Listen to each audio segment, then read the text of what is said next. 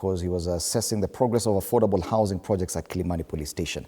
Now, Professor, this revision of this shooting orders to police, the CS for Interior had given shoot to kill orders. Now, the President appears to have revised that to shoot to maim. Does that make you feel safer? Should you see this as something better? No, because it is the same. They have always actually shot to kill and also even shoot to maim. And many people have been maimed. If you look at the numbers that we are seeing from the Kenya National Human Rights Commission. First of all, just allow me to say something. I'm very sorry to say this. Fred, second to right to life is the right to think. And when people suspend the right to think, then we are in a big problem. What distinguishes a human being from an animal like a dog or a cow is the capacity to discern. You know, a dog acts on instincts only. A cow acts on instincts only. That's why a cow can just eat something because it's seen. But human beings can say, I want to eat, but not now. Or I want to do this to somebody, but not now. The president is just purely instinctive. He just reacts like a sponge. He absorbs everything and just throws everything around. And that is the problem we are having. The president cannot discern over issues. The president cannot listen and discern over issues. And I think that the power to discern is very important as a head of state. Then he can say, and when I hear my brother Sossion supporting this, then my brother, a teacher, has also suspended his power to think. Because René Descartes, a philosopher, says, I think, therefore I am. So when you stop thinking, you should know you have stopped actually living. And many people, in fact, I see sycophants across the board, not even in ODM, they have actually suspended their power to think, and the government has suspended power to think, and they don't take dissent with correction. Like when young people are dissenting, they are giving you a chance to think through something you're trying to do. And I think the president has lost that thinking. Now they say they use force. Fred, when you're a husband at home, you don't have to bang the table so that your wife can know you are at home. But you are reasoning, how you reason with her, how you challenge her views, isn't it? And also accept to be challenged shows leadership. And you see, this thing shows that they have failed to deliver healthcare, because essentially, if healthcare was working, if education was working, if the economy was working, if people had food on the table, if these young people were employed, we are wasting a generation, Fred. You know, the population youth badge that we are dealing with now took place in Japan some time back, because now Japan has inverted pyramid. Now they have older people who are more than younger people. As our age group here, we are only 14% of the population. These young people are over 75%. They live in this country longer than us. So they have more shares, if you like the word shares, because my brother is here from DCP. If you use the word shares for that matter, you might find they have more shares and more stake in this country before. So these young people need to be engaged, to be listened to. Which kind of Kenya do they want? Which dream do they have for this country? In fact, I've been saying the best way to unite this country is to define what's the Kenyan dream, just like America has an American dream.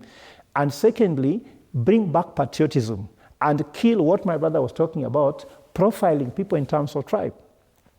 We have been profiled as Luos so much. Kikuyus have been profiled so much, but even Kalenjins have been profiled so much.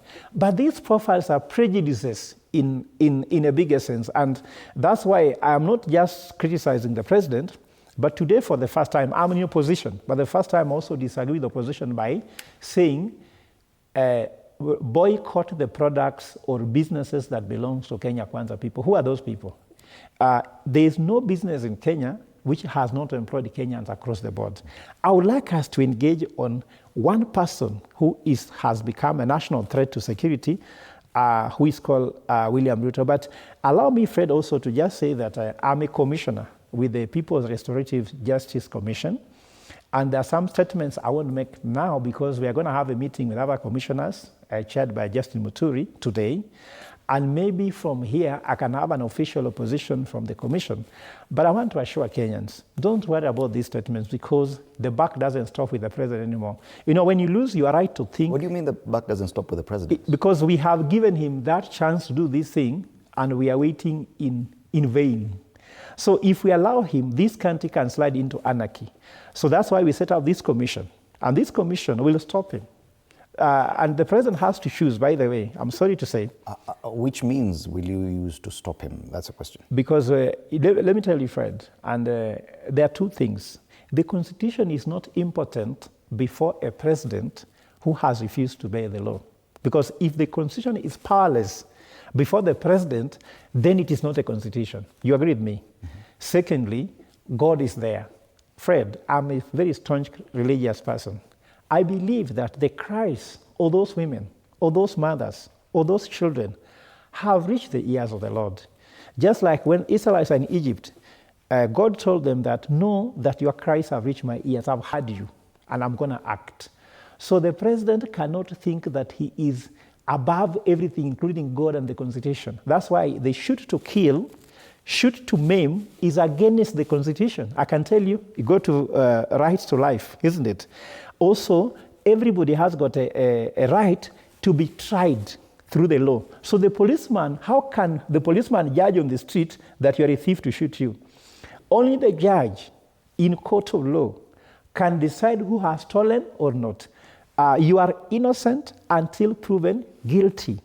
And the president is telling the policeman to judge on the street who is a thief and who is not a thief and who should be shot. And what if you shoot him?